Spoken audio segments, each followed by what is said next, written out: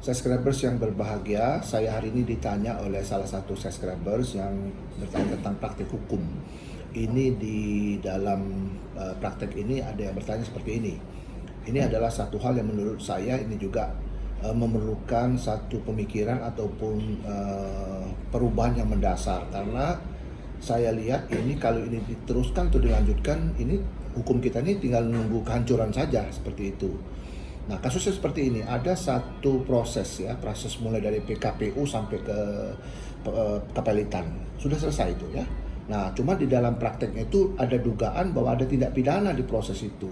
Nah, si korban ini mencoba untuk mengungkap ya dengan cara menggugat si para pelaku ini, diduga para pelaku ini dengan pengadilan perdata ya, pengadilan perdata.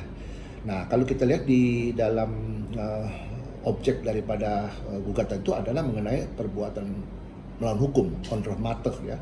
Jadi ini objek daripada gugatan perdata kan cuma dua di dalam teorinya itu kan. Satu yang disebut dengan wan prestasi, yang kedua yang disebut dengan melawan hukum ya, ataupun contra mater.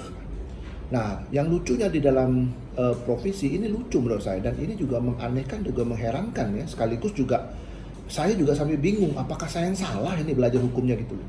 Di dalam putusan provisinya itu kok ditolak gitu loh, ditolak dari gugatan dari si korban ini dengan alasan, ini putusan provisi ya, putusan salah maksud saya, mengenai kompetensi absolut. Saya bingung, benar-benar bingung gitu loh ya. Saya selaku praktisi hukum dan juga ahli hukum, saya mencoba untuk merenung ini, apakah saya yang salah gitu loh. Nah, ternyata saya kira ini ada pemahaman yang nggak maksimal, lalu tidak mau dibilang tidak paham gitu loh.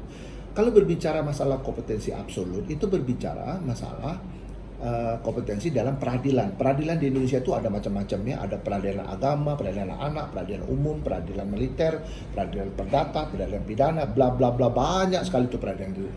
Itulah nama disebut pengadilan-pengadilan tadi di bawah peradilan. Nah, kalau bicara seorang tentara melakukan tindak pidana, itu pasti dia diadili di pengadilan militer, nggak mungkin di peradilan di umum seperti itu. Itu namanya kompetensi absolut.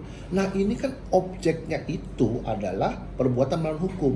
Nah, yang disebut dalam putusan selanya itu mengatakan ini termasuk dalam kompetensi absolut.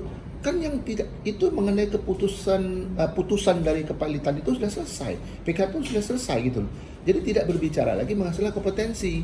Nah, ini yang menurut saya harus ada pembenahan, harus ada perubahan, harus ada berpikirnya harus berubah gitu.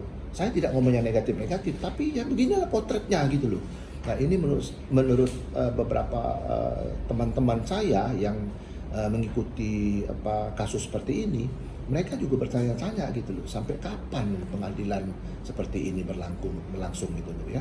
Kita ini miris loh, orang mencari keadilan itu kan pastinya kan ke pengadilan. Nah, menurut saya ini yang mungkin saya mau sampaikan, bahwa ini ada satu kesalahan ya.